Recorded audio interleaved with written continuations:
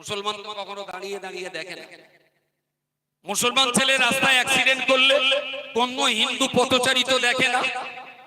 আক্রান্ত হওয়া মুসলমানকে হিন্দুরা তুলে হসপিটালে নিয়ে যায়, আবার হিন্দুর বাড়ি আগুন জ্বললে মুসলমান দিয়ে জান প্রাণ দিয়ে পানি দিয়ে নামাবার চেষ্টা করে। এই তো ভারতবর্ষের কালচার। এই নিয়ে তো আমরা এখানে শান্তি সম্প্রীতি আর সৌহার্দ্যের সঙ্গে বেঁচে আছি। সুতরাং আজকে আমার বাড়িতে ডাকাত পড়েছে, আমি আমার প্রতিবেশী সমস্ত ভাইদেরকে বলছি আসুন সম্মিলিতভাবে লড়াই করে ওয়াকফ সম্পত্তিটা আমরা বাঁচানোর চেষ্টা করি। যেদিন দলিত আদিবাসীদের সম্পত্তির উপরে আঘাত আসবে সেদিন আমার মতো টুপিওয়ালা দাড়িওয়ালা আমরাও যে আপনাদের পাশে দাঁড়াই। মসজিদে যদি আগুন জ্বলে চলে আসুন গেরুয়া পোশাক দাঁড়িয়ে আমরা সবাই মিলে আগুনটা নেবাই। আবার মন্দিরে যদি কখন আগুন লাগে কোনো মুসলমানকে যেন ডাকতে না হয়, চলুন আমরা সবাই মিলে মন্দিরের আগুনটা থামিয়ে দিই। দেশটা তো সবার।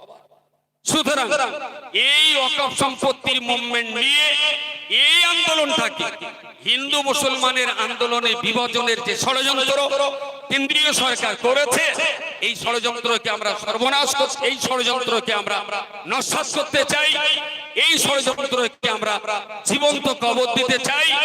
এ দেশের মাটিতে প্রত্যেকটা জাতি গোষ্ঠী বর্ণের মানুষ নিজ নিজ অধিকার নিয়ে মাথা উঁচু করে তারা বেঁচে থাকুক।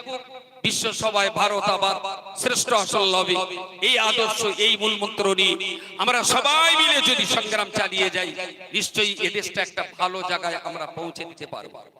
পরবর্তী বক্তা রয়েছেন, তাদের কথা শুনতে হবে।